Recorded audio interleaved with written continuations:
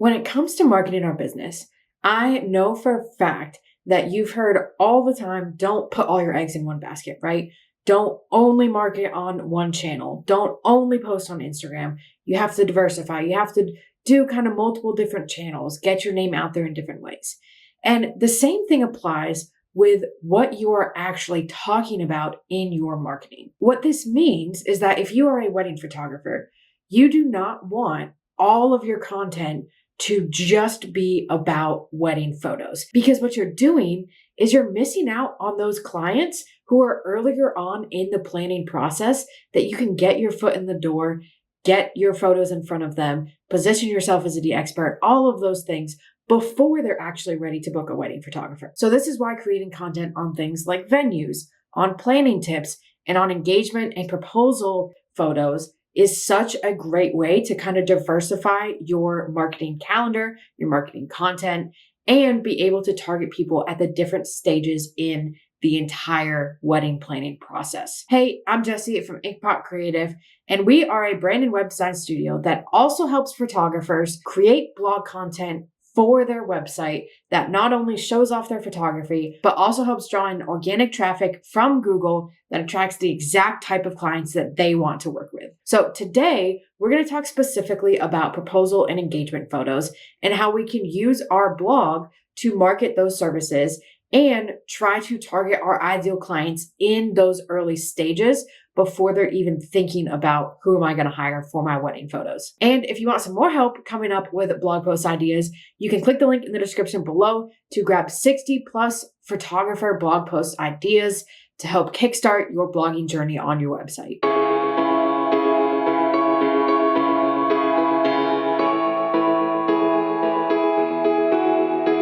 Now, when we're thinking about getting out in front of our clients, getting our name out to the people that we actually want to, one of the best ways to do that is actually get our name out there before they're ready to actually invest in wedding photography. This is why we always suggest having a variety of content that targets people at those different points throughout their, engagement and wedding planning process, so that we're giving ourselves basically any advantage we can get and making sure that we're not starting off on the back foot, starting off competing with a whole bunch of other photographers. So let's take a look at the very earliest point that we can really target our clients. And that is going to be the proposal and kind of engagement session, engagement photos time. So realistically, the very earliest you can get in with your clients is going to be that proposal stage. Most people pre-proposal aren't really thinking about wedding photographers, aren't looking at booking that, right? But once you're like, okay, it's time to propose to my partner, what am I going to do? How am I going to do this? All of those kind of questions. This is where we can first kind of put our name out there, put our photos out there, and give valuable information to these potential clients. So it is a great idea to have some sort of proposal content on your website. This can be things like where to actually propose in your area. If there's any great places that you're like, hey, these are some great spots. This is a great park. What time, is best if you're going here to avoid crowds, anything like that. You can talk about how to pull off a surprise proposal and different tips and tricks that you have for that, or even how to prep for a proposal, because most likely this is the first time they're going to be proposing to their partner. So there's probably a lot of things that you've picked up and you've seen over the years that they might not even know about. So when we're looking at this content, we want to specifically think about questions that people are going to have about proposing, about asking that question. Now, this is going to help us do one of two things. First, if they're looking to actually get their proposal photographed, it's going to put our photos out in front of them. It's going to put our name out in front of them. Most likely, they're going to be trying to come up with their game plan on how to actually propose before they're like, okay, let me go find a photographer to actually capture this. So by putting all this content out about planning, about how to actually propose, where to propose, any of this kind of pre-stage content, we're giving them that information. We're being a super helpful resource.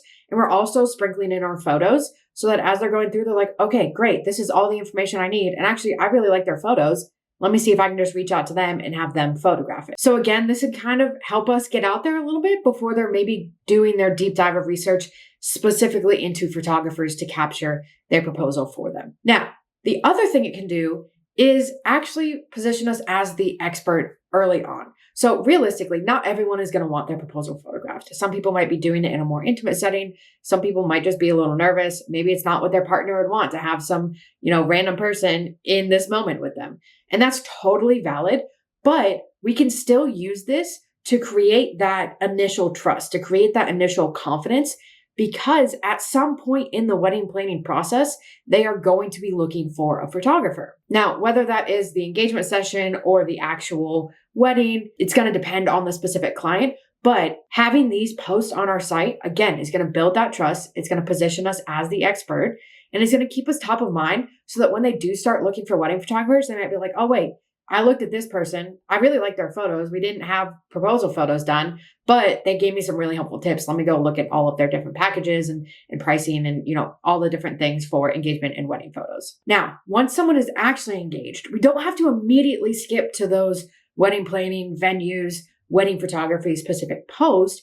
What we can do is then have engagement content that they have that they can use as a resource, that they can use to help kind of understand what the next steps are going to be. And again, get us out in front of these clients early. Plus, if you have separate wedding and engagement packages, it might also help you book those smaller engagement packages, which most people aren't going to make their bread and butter on those packages, but it's never a bad thing to have that content, have those clients there. And honestly, there is so much that you can write about engagements. You can write about where to take photos, what to wear, what season is best, when should you actually take the photos, what can you do with the photos, so much more. There's so much content around these photos that you can post about and really build up this almost content hub of specifically engagement sessions. So again, we're targeting them before they're actually ready to book a wedding photographer. We're building that trust, we're building that confidence, we're building that relationship, and we might even potentially get them in as an engagement couple.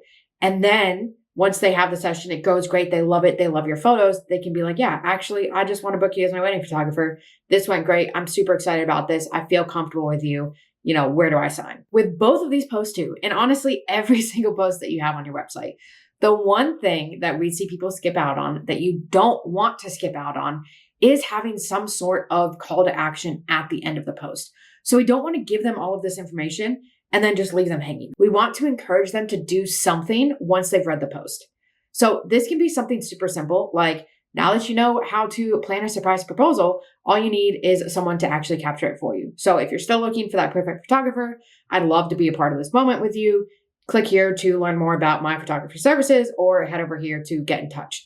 Nothing over the top, nothing super elaborate, but we want to make sure we're giving them paths to go down so that they don't just read the article, click out, don't look at anything else. So those are two ways that you can use to attract clients before they're actually looking for a wedding photographer or before they're potentially even engaged to begin with. Again, not only is this a way to help showcase more of your work and have more of your content on your website, but it's also a way to get your foot in the door before they might be looking at the sea of other photographers that are out there. And if you want more blog topic ideas, be sure to click that link in the description below to grab 60 plus ideas for your blog that you can use to help you have a blog full of resources that your clients are going to love. Drop us a comment with any questions that you have, or post a link to your blog post below once you have it out to celebrate the win of having new engaging content out on your website. As always, thanks so much for tuning in. Be sure to hit that like and subscribe button, and we'll catch you in the next one.